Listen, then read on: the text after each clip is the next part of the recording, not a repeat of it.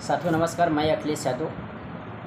आप सभी भाई बहनों का तहे दिल से स्वागत, अभिनंदन और वंदन करता हूं। साथियों मैं आपको बताते चलूं कि आज की संख्या 11,604 अखिलेश एंड अदर के नाम से एलटी में टेट लागू को आधार बना करके शासकीय अशासकीय सहायता प्राप्त माध्यमिक इंटर कॉलेजों में जहां 6 से 8 की कक्षाएँ संचालित हैं, वहाँ लगभग 35 से 40 सालों में एलटी या टीजीटी के द्वारा अध्यापकों के द्वारा कक्षा 6 से 8 के छात्र छात्राओं को पढ़वाने का काम किया जा रहा है, जो एनसीटीई तथा आरटीई एक्ट 2009-23 की उपधारा 1 का पूरी तरह से उल्लंघन किया जा रहा है। इन तमाम मुद्दे को लेकर के हमने जो याचिका दाखिल किया था, माननीय हाई कोर्ट की डबल बेंच द्वारा जो है सरकार को काउंटर एफिडेविट दाखिल करने के लिए बोला गया था और लगभग कल जो है 9:30 बजे जो है उत्तर प्रदेश सरकार और शिक्षा विभाग के आला अधिकारियों ने मिलकर के अपर मुख्य सचिव के द्वारा जो है काउंटर दाखिल कर दिया गया है। उस काउंटर में 73-32 का जजमेंट दिया गया है, आधार बनाया गया है, जिसमें ये साफ कहा गया है कि 73-32 के जजमेंट के अनुसार एलटी टीजीटी के अध्यापकों की नियुक्ति जो है 9 to 10 के लिए होती है, नॉट फॉर 6 to 8। इसलिए इसमें टेट जो है मैंडेटरी क्वालिफिकेशन नहीं है, क्योंकि 23/8/2010 के मिनिमम क्वालिफिकेशन के अनुसार 6 से 8 के लिए जो है टेट जो है उच्च प्राथमिक स्तर मैंडेटरी क्वालिफिकेशन है। मित्रों मैं आपको बताते चलूँ,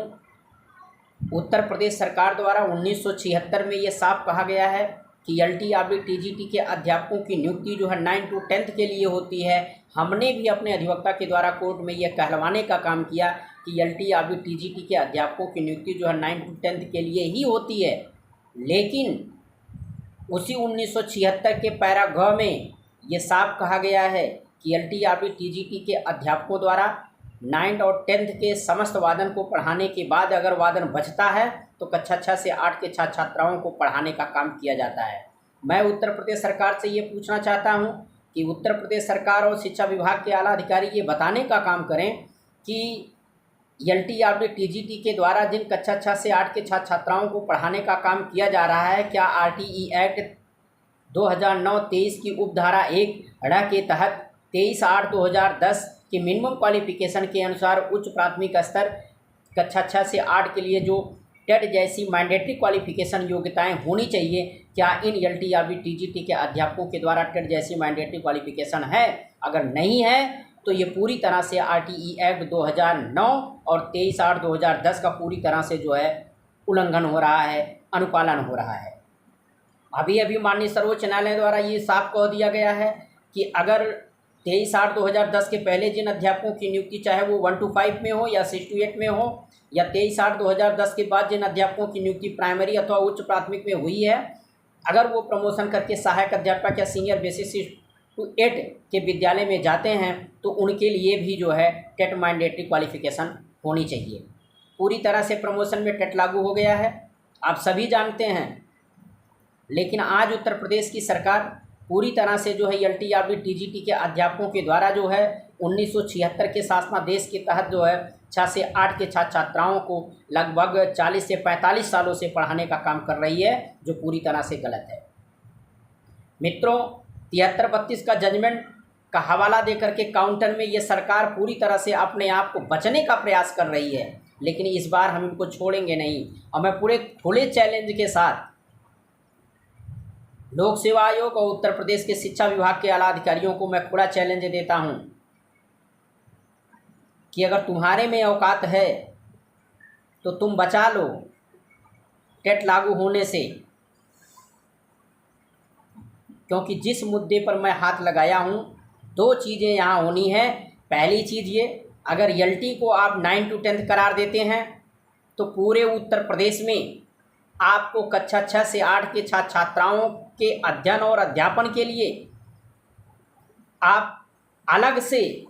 कैडर निर्धारित करते हुए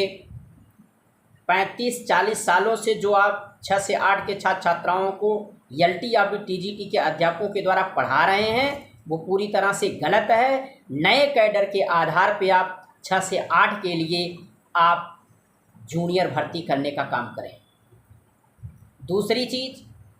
यदि 1976 और 1991 के शासनादेश के अनुसार एलटी को आप 6 से 10 मानते हैं तो आप टेट लागू करिए। इस बार हम आपको इस तरह जाने नहीं देंगे। अभी अब मैं जो है सप्लीमेंट्री भी एक दाखिल करने का काम करूंगा। उत्तर प्रदेश सरकार जो काउंटर लगाई है उसका भी हमें जवाब देना है।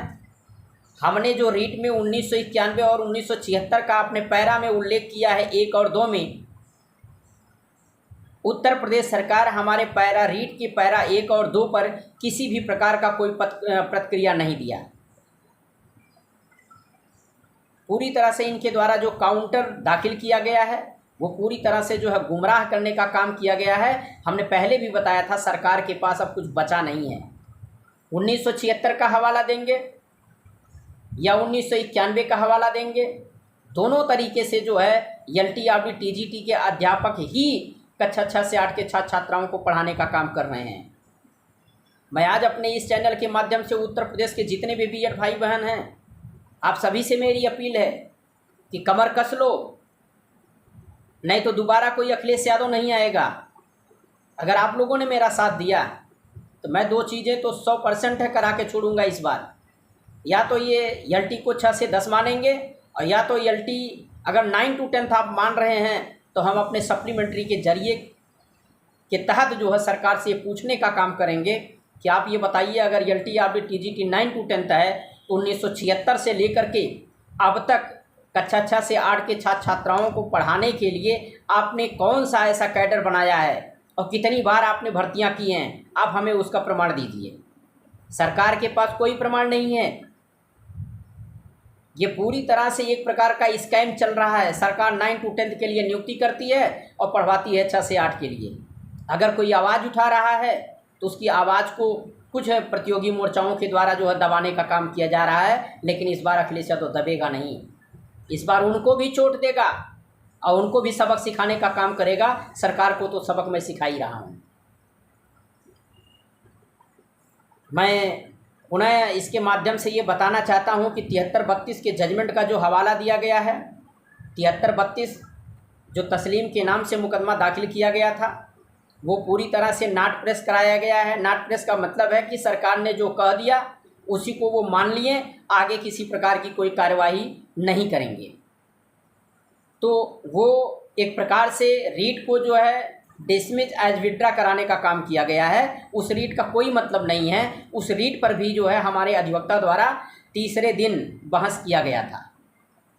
तो आप लोग पूरी तरह से निश्चिंत रहें। मेरी आप लोगों से सिर्फ केवल एक अपील है कि जितने भी भाई बहन बीएड के टीईटी हैं, सभी भाई बहन जो है हमारे साथ जुड़िए, हमारे ग्रुप में जुड़िए और ग्रुप में जुड़ करके जो है आप हमारा जो है सपोर्ट और सहयोग करें, क्योंकि मैं कोई चोर और बेईमान और दलाल व्यक्ति नहीं हूँ। बहुत साफ शब्दों में कह देना चाहता हूँ।